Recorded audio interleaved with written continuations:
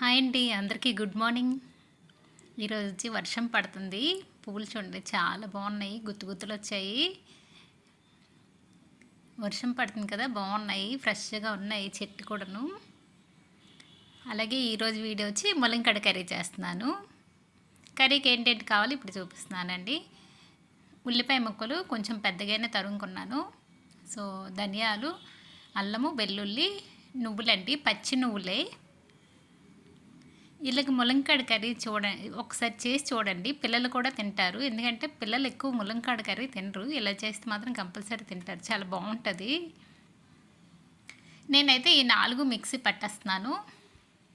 Paste చేసుకొని ఇంకా కళాయిలో ఆయిల్ వేసి మినపగుళ్ళు పోపుకి సరిపేటంత వేస్తున్నాను. కొంచెం మినపగుళ్ళు వేసుకున్నాను.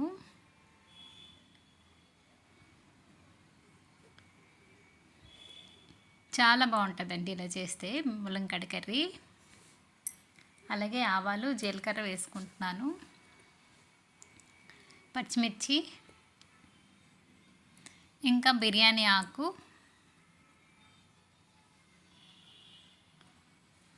ఇంకా ఇప్పుడు పేస్ట్ కొట్టాను కదా నువ్వులు, ఉల్లిపాయ ముక్కలు, ఇంకా ధనియాలును, అల్లం వెల్లుల్లి. ఆ పేస్ట్ చూడండి ఎంత బాగా వచ్చిందో. కానీ కర్రీ చాలా బాగుంటుంది. టేస్ట్గా ఉంటుంది. ములంకాడ అయితే మామూలుగా అంటే గ్రేవీలో ఉంటేనే తినాలనిపిస్తుంది కదా! అందుకని ఇలా చేయండి. ఒకసారి చేసి చూడండి. చాలా బాగుంటుందండి. ఇది కూడా కొంచెం వేగాలి. పచ్చివాసన పోయే వరకు వేయించుకోవాలి.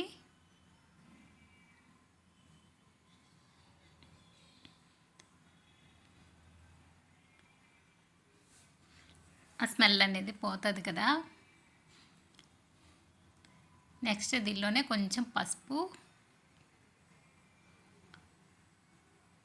ఇంకా కొంచెం కారం, పచ్చిమిర్చి వేసాను కదా!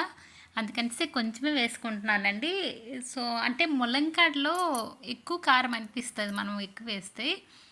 అన్ని కూరల్లా మిగతా కూరల్లా వేస్తే ములంకాడ కొంచెం కారం అనిపిస్తుంది కదా! అందుకని కొంచెం తగ్గిస్తున్నాను. ఇంకా సాల్టు,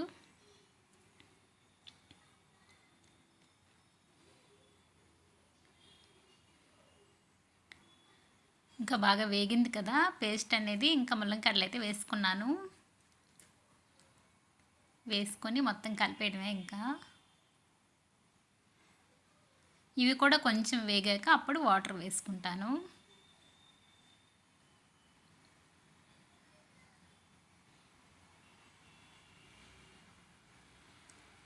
ముల్లంకాడలు కూడా కొంచెం వేగితే బాగుంటాయండి.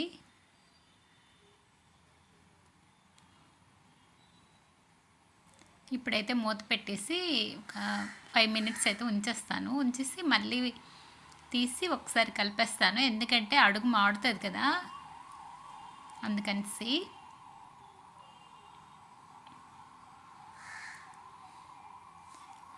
అన్నీ వేస్తాను కదా! ముల్లంకాడ ముక్కలు కూడా బాగా పడుతుందండి.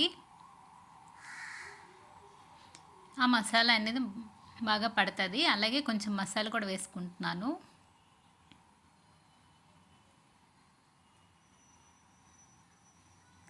ఇంకా మొత్తం కలిపేసి ఇంకా ఉంచేస్తాను కొద్దిసేపు.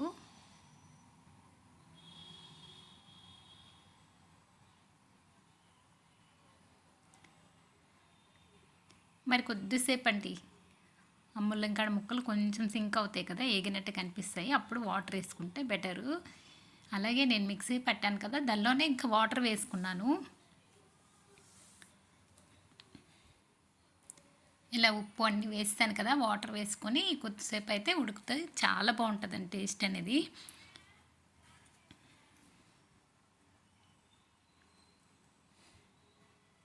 ఇంకా కొంచెం వాటర్ వేసుకోవాలి. అంటే ముల్లంకాడలు కొంచెం ములిగేటట్టు.